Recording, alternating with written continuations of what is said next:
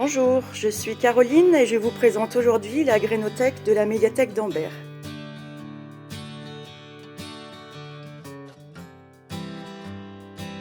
Elle a été créée en 2016 en collaboration avec Sophie Moncharmont, qui est maraîchère près de Grand Rif.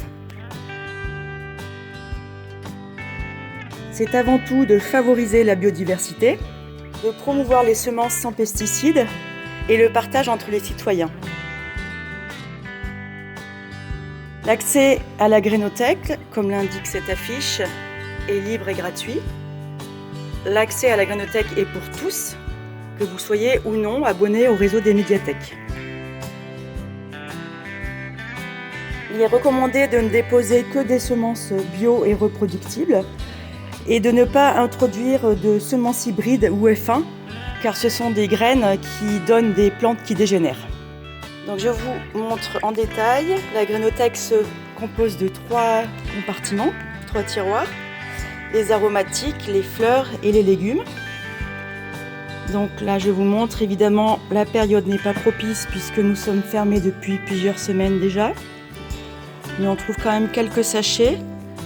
Donc par exemple des œillets d'Inde, des aubergines, du chou chinois. Donc sur place, vous trouverez un livret mode d'emploi, succinct et concis. Donc le b.a.-ba pour utiliser la Grénothèque. Vous trouverez un livre Produisent ces graines bio qui est à consulter sur place, donc toujours disponible. Mais nous avons également un exemplaire qui peut être emprunté. Nous mettons aussi à disposition des sachets vides, donc qui vous permettent de partager vos propres graines. Ou alors, comme ça arrive parfois, des fois il y a des grosses enveloppes avec beaucoup de graines dans les tiroirs. Donc les sachets vous permettent de partager ces enveloppes et de remplir votre propre sachet. Voilà, donc sur un sachet, vous pouvez aussi noter la variété, le lieu et l'année de récolte. Et pour finir, nous mettons aussi à disposition des catalogues. Donc si vous ne trouvez pas votre bonheur dans les tiroirs de la Grénothèque, nous avons un petit choix de catalogues de semenciers qui appartiennent tous au réseau Semences Paysannes.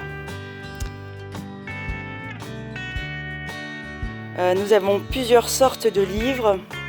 Donc par exemple ceux-ci, ce sont des livres qui vous expliquent comment produire vos propres graines, comment les récolter, comment les conserver.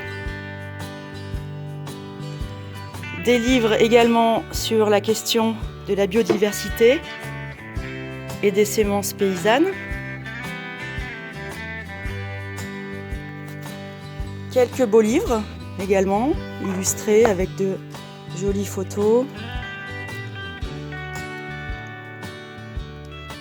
Ou celui-ci sur les graines et leurs usages à travers le monde et à travers les âges.